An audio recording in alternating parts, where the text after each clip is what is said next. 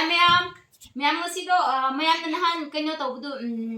nganu sabiro haibudu ko du ngasido nganu kayo tawrage ima hoi du akhoi ima hoi akhoi uncle hoi iche hoi du low set kreba ko du husikan do nong su dum kre haibira krishna tabida tabna kayo tawe ba sa thongbu yam bera tabagi ko idu sida yumda thonglam kreba ko ima hoi mukhoi du low set kreba ko idu yaw hodre ba sida chak thonglam krage thonglam krai ba ki ko adu nganu sabiro haiba singi damak ko adu gi damak su yaw kre haibidi moine nganu su sabiro haibudu ko adu ngasi ha adu dum thongbo do ut krage ba ko chak gumba champut gumba de loi thongba loi kre du utre ba sang khane haibiki ko dum nganu do mayam su haibiki adu ngasi koi kresra punna mu chak chaga do bne ba ko adu gi dum thongbo he do utpira ki ba ko la alam utmen ta hi ma'am Hi ma'am. Si chào chắc thì chắp phu anh đi đầu khe bố cô đúng còn nữa cái gì vậy si can sa mấy cái đầu bữa sẽ ám sai bố cô cái kitchen đã sang bữa sinh cấp cho nó tốt tập này bác mới được cái gì cái này mấy ám phu bữa gì cô cặp đây là rất là bên em có gì Hi ma'am. Hi ma'am. Hi ma'am. Ô mẹ đi mà. Hả? Cái khuya. Mày khuya. Mày khuya. Mày khuya. Mày khuya. Mày khuya. Mẹ. Mày khuya.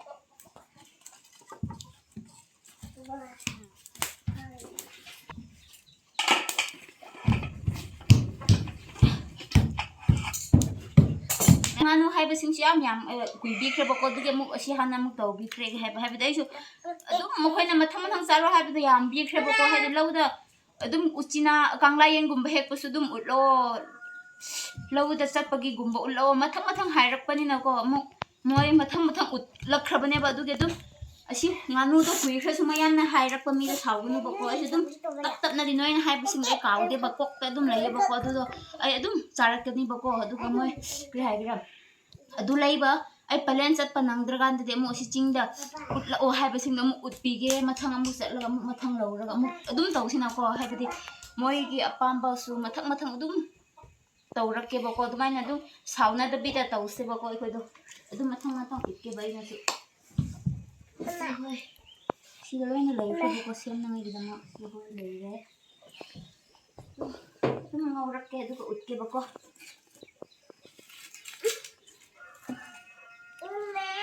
chậm mọi người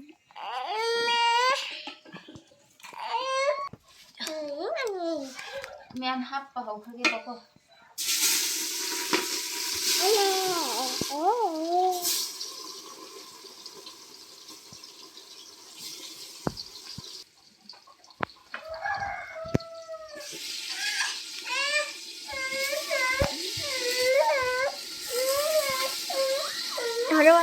Umi tara mi umi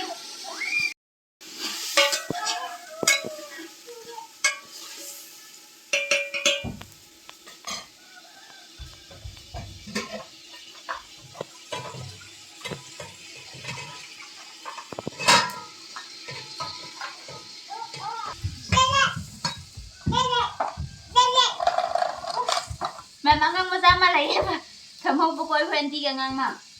adu mache su lai ba cameraman do mache na oye ba ngasi na mu adu kim amuk nam la amu ngang do mit asimai khu ba gi go kap kap ba gi tu nam saro lai ba adu cameraman su dang lai da dang ra ma la to amuk nam bu do ba ko adu mun ba loi bukan nam utlage ba ko ngang si sa mấy khu lệ mẹ mấy khu bagi angang tu mấy khu lệ mẹ ha mấy khu lệ nên làm sao khu cái sao rồi mày ra chăng rồi mẹ mày xin hay được không nghe nào tôi chỉ cây nó dám bán bầu cái một đâu rồi Nino ko. Tu si nanay na ut kiba sumuk chaw ba du adu ne ba ko tu si he kana ye na ha ok to ne tu ara tum lo mi tu yam pan kre ba ko si hei su si su chau ba kan da ut ke da kon na ko na thak yam lai si yum ma mang na dum tha ne ba yam yam me pan kre ba ko sa ba di ya dri ba da da sno ai lai sno tu huji mana ya da ba upai lai chani le ok to ne kha ne me ok to ne mi ar so hasi sale yu tao thì yu sei thì trai tao thôi yu tao rồi Không tới ăn này. tu asi do angang oi roi da ba ngak tu ni bene ba du ga mu pi dra su sau ba ko do khoi bu kri tao hai ba ma gi wa khan du angang ne hai ra ga ko hab ji cha ba ya de hai ra di hoi lai ra sino hai bu su wa khan du khan da ba pan la ho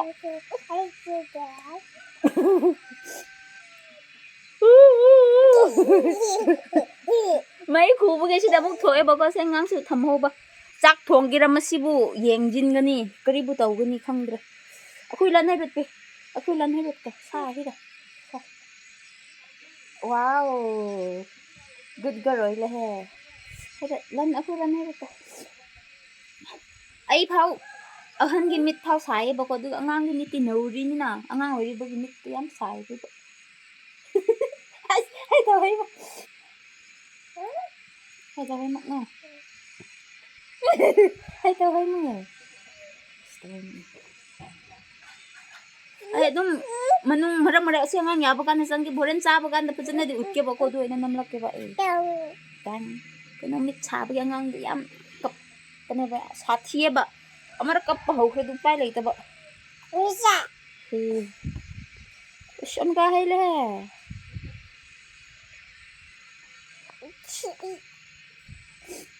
hai mẹ ta ba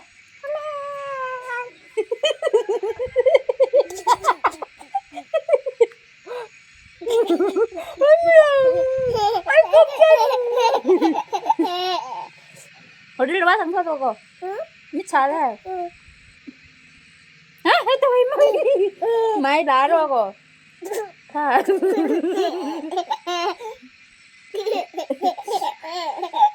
hồi nãy thằng khai út kia bà cô mềm nát ra đi à đi ra ê hết tôi mày đã cái gì mày đâu có đâu đâu kìs nào nên mua một cái đấy đó ui bác ngasay afternoon gumbudu tumba ka na masyangang na ikay stop ka habi angang mad tum thok ka loi ra ga ikhoy na di wa ba ko ma bo ikhoy na bo ra ga tum han kre dukan de muk mana ko putte ko tu tal sumagi ma hey ara ma ja ra ta ngasay dai miam to ram la ha Ami deh. Ami ingat. Ini juga darah le. Nana tu juga darah. Oh, so. So puja jas no. Puja jas no. No.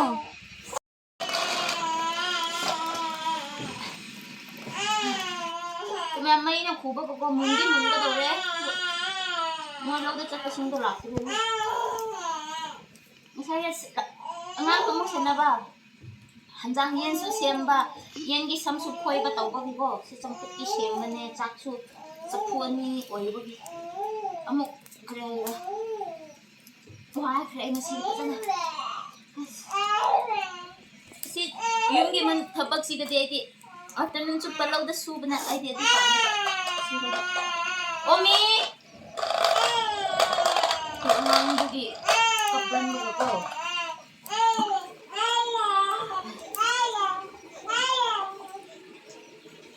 masih dekat sana wah hey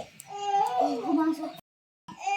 tumiam loi kren jang mun kre ko silo ko hai kren sar ram dai rồi kre ki ko sa ba ga ta si kren si am sa ra mem ngasi ga sai thong ba du ko kanu ne ba si nganu thong ba ne kari asi lauda chatpo hoina mairan sukra ahau ba ama lei ba ko macha du hap po hai ba du hap laga taw ne ba ko noi de kerman cha ba khang de khoi de dum khra hap laga chai ba ko mairan adu ka sina sauce ne ba ko na si morok ki ko na ngai da ma na si di yam na morok jing la ꯀꯧꯋꯦ ꯃꯊ꯭ꯔꯨꯕꯤꯅꯦ ꯑꯁꯤꯗꯣ ꯀꯩꯅꯣ ꯇꯧꯔꯒꯦꯀꯣ ꯑꯗꯨꯗꯤ ꯍꯥꯏꯕꯗꯤ ꯃꯣꯏ ꯂꯧ ꯂꯥꯛꯄꯗꯣ ꯉꯥꯏꯅꯕꯒꯤ ꯃꯝꯗꯤ ꯃꯝꯔꯛꯈ꯭ꯔꯒꯗꯧꯔꯦꯕ ꯑꯩꯁꯨ ꯑꯗꯨꯝ ꯁꯠ ꯁꯠ ꯆꯥꯍꯧꯈ꯭ꯔꯒꯦꯕꯀꯣ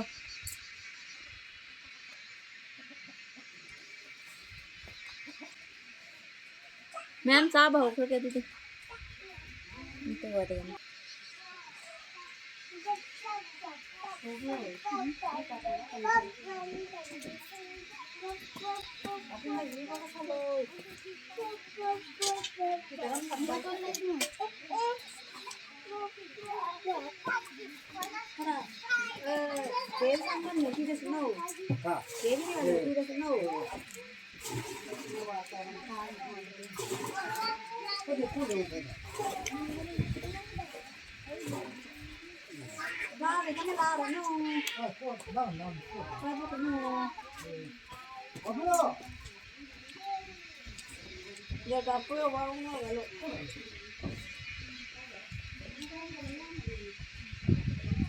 ꯃꯝꯅꯤ ꯃꯝꯅꯈ꯭ꯔꯦ ꯄꯨꯂꯞꯁꯨ ꯄꯣꯏꯗꯣ ꯉꯥꯏꯕꯒꯤꯀꯣ ꯑꯗꯨ ꯃꯣꯏꯗꯣ ꯆꯥꯕꯗꯣ ꯄꯨꯟꯅ ꯑꯗꯨꯒ ꯇꯧꯕꯅꯦ ꯑꯗꯨ ꯃꯣꯏꯗ ꯂꯧ ꯆꯠꯄꯒꯤ ꯄꯨꯡ ꯀꯌꯥꯁꯤꯗ ꯋꯥꯁꯨ ꯋꯥꯕꯒꯤ ꯀꯣꯟꯅ ꯄꯨꯟꯅ ꯅꯝꯁꯦ ꯍꯥꯏꯌꯦꯕꯀꯣ ꯑꯗꯨꯒꯤ ꯄꯨꯟꯅ ꯅꯝꯁꯦ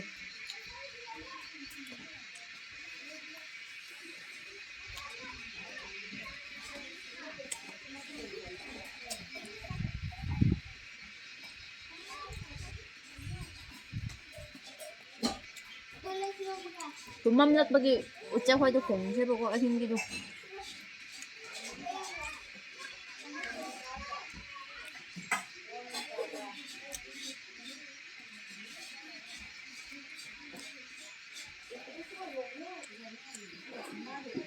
ꯑꯗꯨꯝ ꯉꯥꯅꯨꯗꯣ ꯍꯥꯏꯕ ꯀꯨꯏꯈ꯭ꯔꯦꯕꯀꯣ ꯑꯗꯨꯒꯤ ꯑꯩꯗꯣ ꯉꯁꯤ ꯅꯍꯥꯟ ꯆꯥꯒꯦ ꯍꯥꯏꯔꯒ ꯑꯉꯥꯡ ꯑꯁꯤ ꯉꯥꯅꯨꯗꯣ ꯑꯉꯥꯡ ꯄꯣꯛꯂꯒ ꯂꯩꯕꯀꯣ ꯑꯗꯨꯒꯤ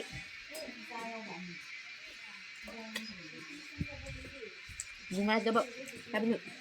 ꯑꯉꯥꯡꯁꯤꯡꯗꯣ ꯆꯥꯎꯗ꯭ꯔꯤꯕꯒꯤ ꯑꯣꯏꯅ ꯅꯨꯡꯁꯤꯕꯒꯤ ꯊꯝꯕ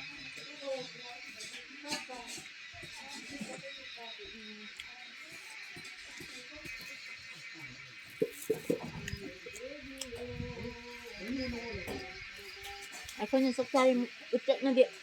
ꯇꯨꯝꯅꯤꯡꯉꯥꯏꯒꯤ ꯃꯣꯏ ꯑꯉꯥꯡꯁꯤꯡ ꯀꯧꯅꯔꯦ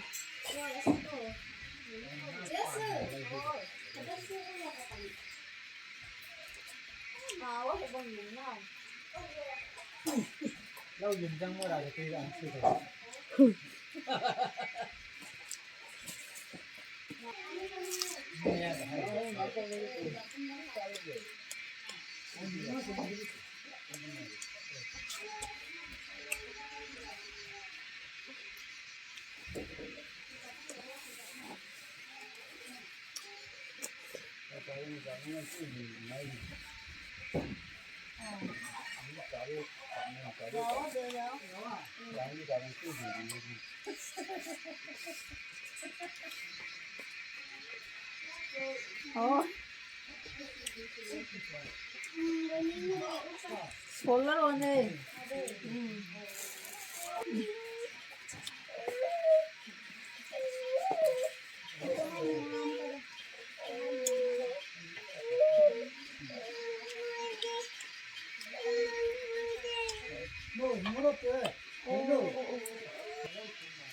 Mình cha cái số mấy lạc cho bố ba giờ chơi cũng chỉ được. Đúng mà số mâm nó số cha bữa tại.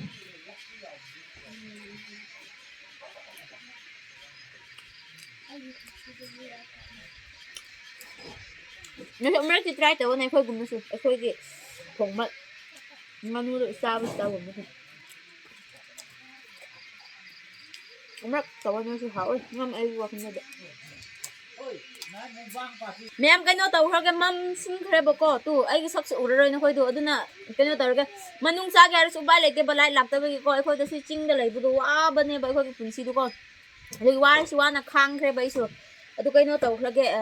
mayam na su kare hay kran han nganu sa biro hay do kui kre bako nganu sa ba sar o hay bagi damag to ina ngasi do nganu taw ba ne bako adu kari hay matang yam hay ba yam kre bako adu matang sarake adu thank you kre bani na isu dun video sa duwa asuma loy ga matang video da mo thengnara se mya